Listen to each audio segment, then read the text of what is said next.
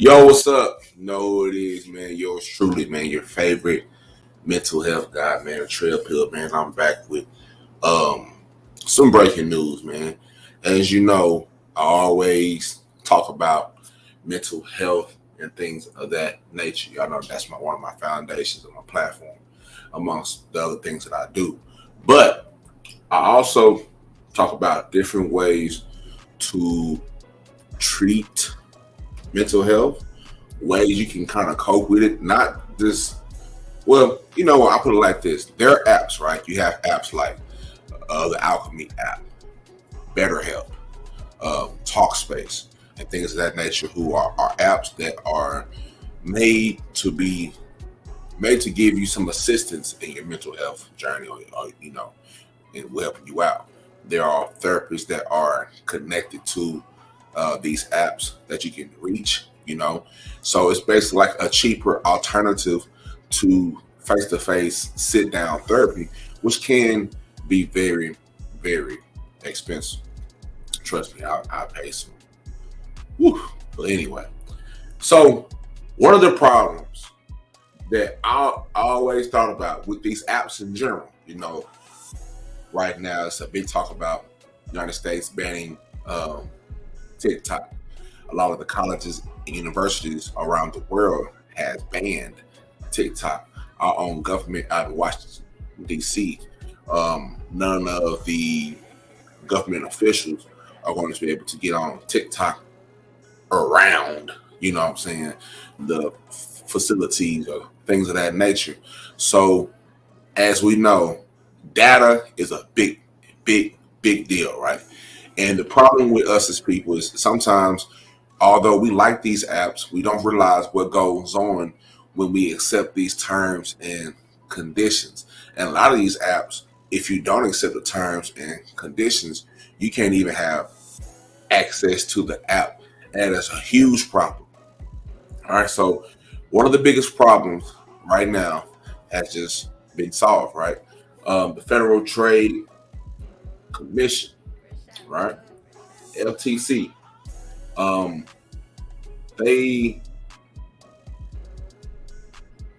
put it like this. I first heard about this on NPR, right? And I kept looking at it, and it made me wonder, like I just told you before. But the FTC to ban BetterHelp, the mental health app, BetterHelp, from sharing mental health data with advertisers. Now, this is a major problem, right? Because one of the biggest things in mental health or therapy is transparency. You know what I'm saying? So you want to be transparent because you're giving up valuable information. And as you're thinking that you're in a safe spot, it's been proven that you're not. And that's going to further build the distrust between people and mental health in general, whether it's apps, whether it's therapy. You know what I'm saying? Let's really more like a face-to-face or anything else that's in the realm, you know. So I'm gonna read a little bit of the article. This is from Bleeping Computer. Like always, whatever I show you, whatever I read off, whatever I present, the links will always be in the description box of this video. All right. So the FTC has proposed to ban online counseling service BetterHelp from sharing its customers sensitive mental health data with advertising networks and marketers. Make it a little bit bigger so you guys can see.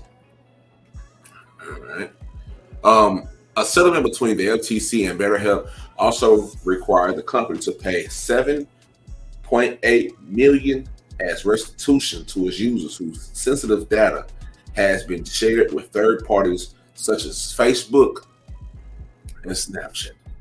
All right, now BetterHelp is a popular online counseling service providing therapy, not therapy, therapy service to individuals needing support by people who suffer from depression, anxiety disorders, post-traumatic stress, substance abuse addiction, etc., etc. The FTC alleges that BetterHelp followed bad practices in handling the data of people who visited its website or use its apps, including those who have not signed up for its counseling service. So you don't even have to sign up for the counseling. Matter of fact, I need to check and see if I got a little bit of you know what I'm saying? I got a little something coming in the goddamn email. But including those who haven't even signed up for the counseling service.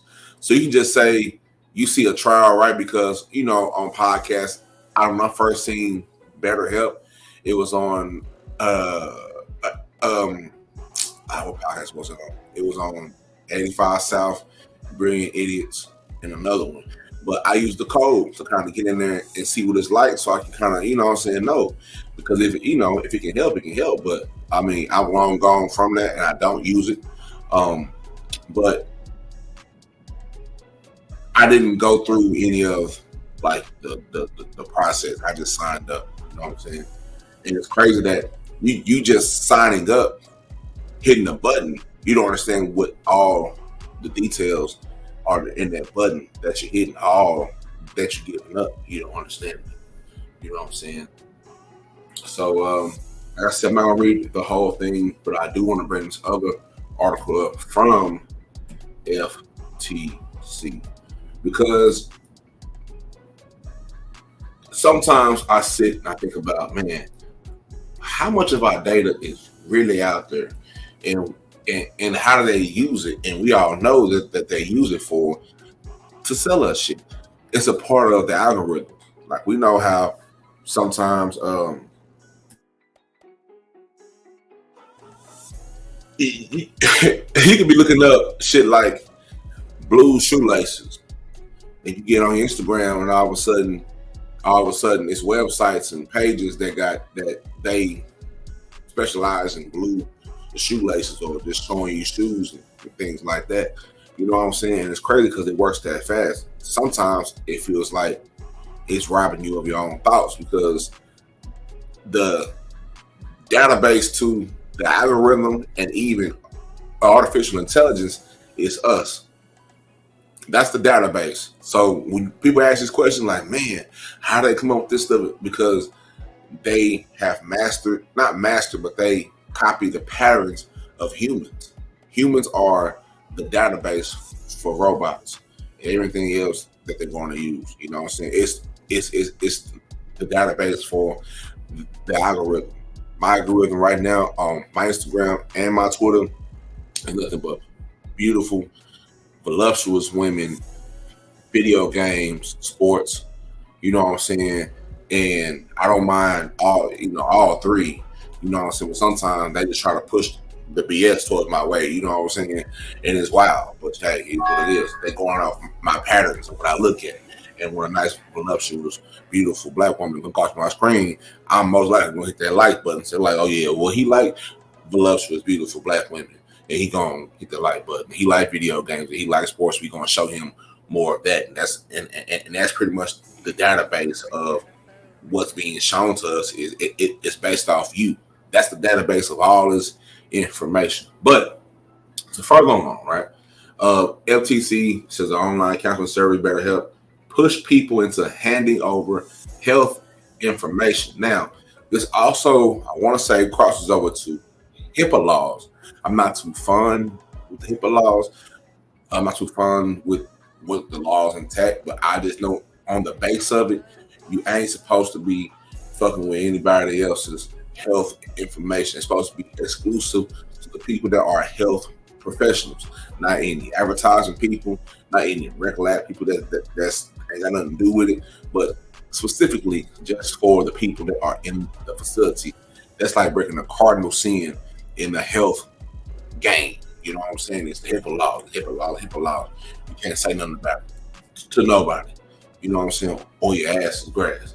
So I wonder how that crosses over, and maybe I'll come back with a part two, because maybe this is more. This is still, which is March 3rd. This is, I'm a few days late on this, but maybe some more details will unfurl. You know what I'm saying, as we go on throughout the weeks and months.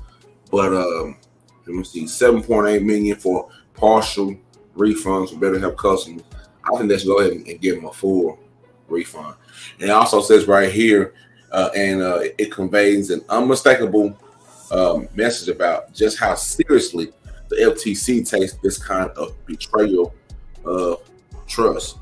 So BetterHelp offers online counseling service through the name and through specialized versions of particular audiences. For example, pride counseling for members of the LGBTQ community, faithful counseling for people of Christian faith, therapeuta for Spanish-speaking clients, and teen counseling for teenagers who enroll with their parents' permission, with parental permission.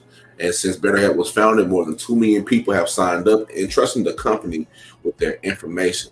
Much of it was related to the health status and their mental health. And for example, the company's intake questionnaire, when you first sign up for BetterHelp or any of these services, it is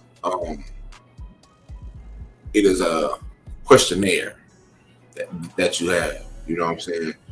That you have to take, and that's how they make the app so custom made, where it's just for you. You know what I'm saying?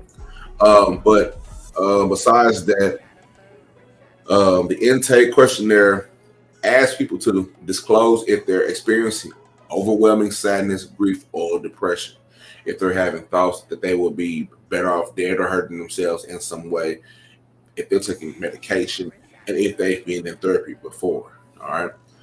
And suicide's concerns about revealing personal information online or through an app. BetterHelp made a variety of confidentiality promises to the consumers. Visitors to the site were told at the outset that the company collected general and anonymous background information about you and the issues you'd like to deal with in online therapy, so the person can be matched with the most suitable therapist. Although the exact wording changed over time, the company assured people that aside from a few narrow uses related to providing online counseling services, their private information would remain private. And in addition, for more than 3 years, BetterHelp told people thinking about signing up for faithful counseling, pride counseling, teen counseling, or any other type of counseling that they have on. They have a shitload of categories that the email addresses will be kept strictly private and never shared or sold or disclosed to anyone. Now, despite those promises, obviously, FTC says BetterHelp use a wide variety of tactics to share the health information of over 7 million consumers with platforms like Facebook, Snapchat, Criteo, I've never heard of that one, and Pinterest for the purpose of advertisement. So they're sharing their data with these big, huge fucking platforms. That's why the government was marking Mark Zuckerberg's ass. You know what I'm saying? Because I have to think that they're paying for it. You know, this shit ain't free. It can't be free. Although we give it, that's a major up top corporate hustle. It's data. Data controls everything. With the data, and that's why I kind of left certain things alone when it comes to my platform, because I wasn't able to see all my data. I need to see all my data. I need to see it all because data is king. I don't care if it's one person per podcast episode or 2 views per YouTube video. I need to see it all. T-shirts, socks, drawers. You know what I'm saying? Because that's how I can, you know what I'm saying, do what the fuck I gotta do. But on a bigger scale, that's how they take your shit, and that's why you can't get out the goddamn matrix because your ass is still, you know, don't get me wrong. I love beautiful women. I love beautiful women. Like I really love beautiful women. You know what I'm saying? Especially if they child, because I got a sweet tooth. But at the same time, it might be time for me to get busy and want to focus and do this, do that, but I can't focus because they keep putting up big asses in my face. You know what I'm saying? So it's like you gotta, you know, you gotta fix that. You know what I'm saying? You gotta fix that, and you really have to, understand what the algorithm is and who's in control of the algorithm and why they're in control of the algorithm and how they create the formula of the algorithm that's made specifically to you and your phone, and times that by billions and billions of people on this earth. That's some powerful shit. That's some crazy shit. Right? But I digress on that. But you'll want to read the complaint for details, but here are just a few examples. In 2017, BetterHelp allegedly uploaded the email addresses of all current and former clients to Facebook.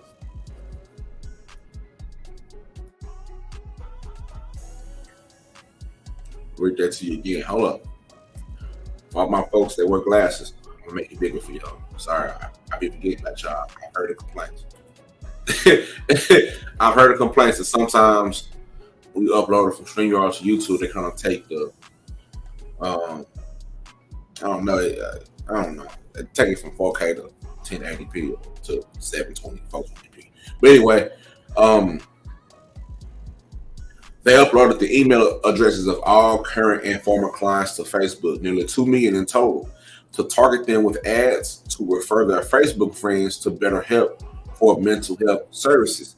So, although they were using it, let's just say you right there, you watching this right now, right? We're friends on Facebook. I'm on BetterHelp. They take my email address, they do whatever the fuck they want to do with it, and they advertise to you because you my friend. You might even not know anything about BetterHelp, but you do now. You don't scroll down and see the ad on your Facebook timeline, on your Snapchat, on your Criteo, or whatever the fuck that you have. You know what I'm saying? In my opinion, that's a total violation. Big violation in my book, right? Now, during another period, the FTC says BetterHelp disclosed to Facebook for advertising purposes the previous therapy of 1.5 million people who visited or used BetterHelp's site. The source of that information, their responses to the intake question. Have you ever been in counseling or therapy before? So, like I read earlier, with the intake questionnaire, they ask you a question. Have you ever been in therapy before? Do you feel sad? Do you feel happy? Feel like you want to kill yourself? Feel like you want to do this? Feel like you got to scratch your ass? Like they ask a lot of questions in there. So they use the data from those questions, and I assume that they sell it to Facebook. And I wonder how much money that they made on the back end from doing that, right? It's a hell of a flip because you're getting the information for free. I don't know what the prices, what are the prices of data. That's why I say I might have to come up with a part 2 on this because I gotta figure out how much is our data cost. We being robbed of our own data, the shit that we do every day, because it's all binary. Even humans, we all break down to a binary code. You know what I'm saying? But it's all binary. So how many? Like, what's the dollar amount on the data? You know what I'm saying? It's like basically taking a survey and selling the information of the survey to people here. Here's the information on how many people use therapy through our services. Here's the information on how many people feel like they have to scratch their ass every night. It's very depressing. You know what I'm saying? Shit like that. But that's not all. So according to the complaint, BetterHelp broke its privacy promises by disclosing to Snapchat the IP. All right, I'm gonna highlight this. All right, BetterHelp broke its privacy promises by disclosing to Snapchat the IP and email addresses of approximately 5.6 former visitors to target them with BetterHelp ads. All right, so not only do they have your email address, they're also disclosing to Snapchat your IP. Your IP. All right, your IP. That's your internet address. That tells you exactly where your drop is. Somebody got your IP, they got the drop. They come from your phone, your computer, your laptop, your Xbox, your PS5, your little Rose that you get freaky with at night. They got an IP to it. But anyway, look, in addition, for a 6-month period, the company disclosed Criteo the email addresses of over 70,000 visitors, including people who had looked into Pride counseling and faithful counseling. Let's see, what else do I pick up? BetterHelp disclosed visitors' email addresses to Pinterest. And what was in it for? This part I really want to read. What was in it for BetterHelp? According to the complaint, using this health information for advertising, BetterHelp has brought in hundreds of thousands of new users, resulting in millions of dollars in additional revenue.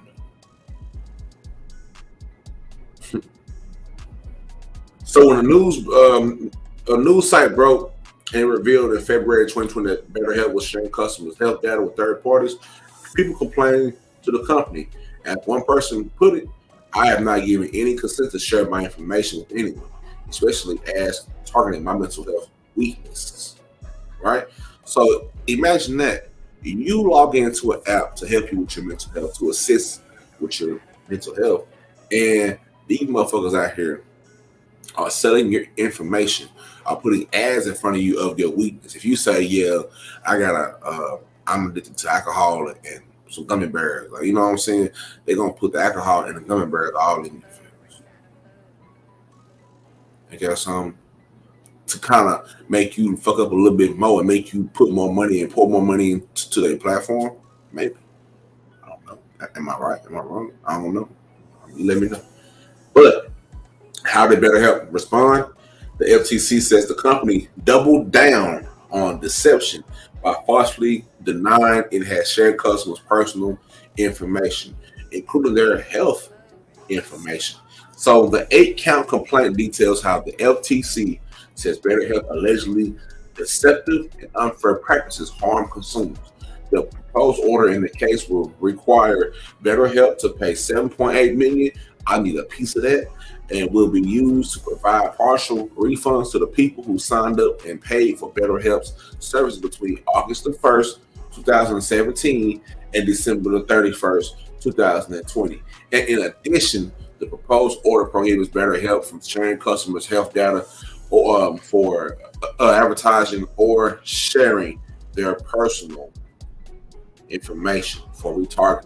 Serving as the customers who have visited the company's site or used its app.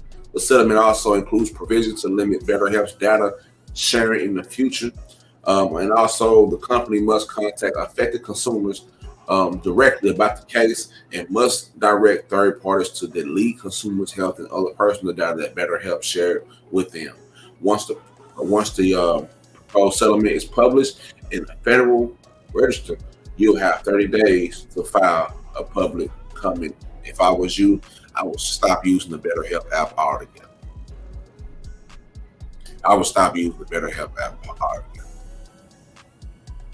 I just would. It's unfortunate that people who are seeking some type of mental health help have to go through shit like this. They don't even fucking understand this shit.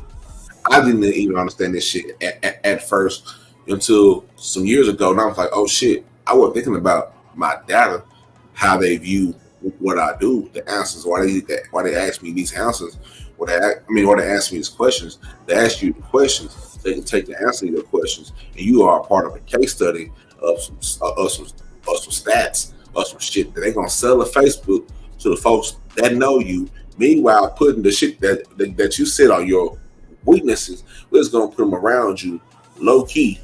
You know what I'm saying? To keep making you feel like bringing you back to us because you can't get right. You know what I'm saying? That's fucked up. Better help. You know what I'm saying? And I hope y'all get some motherfucking better help because that's fucked up. And then you double down on it. So the fact that they double down on the bullshit makes me even further believe that they don't give a fuck. So I wonder what the fallout of this will be. I wonder if they will still function. I wonder if the therapists that are associated with the BetterHelp app, I wonder if they will pull out and look for other apps to be a part of. Like I said, me personally, I like the the Alchemy app, and these apps are not in place of therapy, but until you can get there, and it's kind of more beneficial because you know what I'm saying, it's more beneficial because shit, face-to-face therapy is expensive as fuck. So paying $15 a month, $20 a month for an online therapist, you know what I'm saying, it's very convenient. You know what I'm saying. So me personally, I wouldn't use BetterHelp at all. But if you do use BetterHelp and you like BetterHelp, because I think the true essence of it is very, it's cool to have that the access to it. That's something that we all lack is the access to, because you know the money looking for it, everything should get more expensive, and you know everything it is inflated. You know what I'm saying? So if there are alternatives, make sure that you read the terms and conditions, and make sure you ask these questions, and make sure you hold these apps accountable, because you have to. All right, you have to hold these apps accountable. You have to hold people accountable because you're giving your information. You have to hold yourself accountable too, because this is not only the information that is you possibly open up information about your children, about your friends, and they can have your whole life. They already got your IP address. They already got your shit. Like I said before, this is why the U.S. and other countries are trying to figure out what we need to ban China, because China owns the TikTok app, and China want to act like, oh, we ain't using the app for all that bullshit. When that's the same thing that BetterHelp did. Essentially, oh, we ain't doing that. We ain't doing that. We doubling down on the bullshit just for it to come out years later that yeah, you are doing $7.8 million worth, and probably more than that, probably way more than that. Because I wonder how much money that they made per month per person, if it's hundreds of thousands. You know what I'm saying? And you sold the information. It's fucked up. You know what I'm saying? So y'all make sure y'all be careful. Y'all make sure y'all stay tuned into the Trill Pill. Y'all make sure that y'all make sure y'all like, share, subscribe to me everywhere you can find me. If you don't know where to find me at, just type in a Trill Pill podcast on Google. You know what I'm saying? More podcast episodes are coming soon. I'm about to record another one right after this. I just have to stop and drop a little video for y'all. You already know, man. I'm just trying to be your bridge to information. If you would like to also donate to this platform, because although I love doing what I love to do, but I would highly appreciate it that you donate to this platform, because shit, I can't do this shit without you. You right there, you right there listening. I can't do it without you. So the all these the donations that I get, man, they go straight to the platform, to building the platform, because I eventually want to build a community and build somewhere where people can go, where people can trust, people can get the information that they need. That is kind of on the outskirts of where we normally go. You know what I'm saying? I'm bringing this to us and putting my own little stank on it. You know what I'm saying? As I like to do, man. So y'all stay tuned, man. Y'all make sure y'all subscribe, man. Make sure y'all listen. Make sure y'all give me some feedback on all of this, man. And I'll holler at y'all later, man. Y'all know what time it is, man. Monumental to be monumental. All right? Monumental to be monumental. Stay trilling, heal. And most of all, stay mentally trill. It's a trill here. I love y'all. God bless.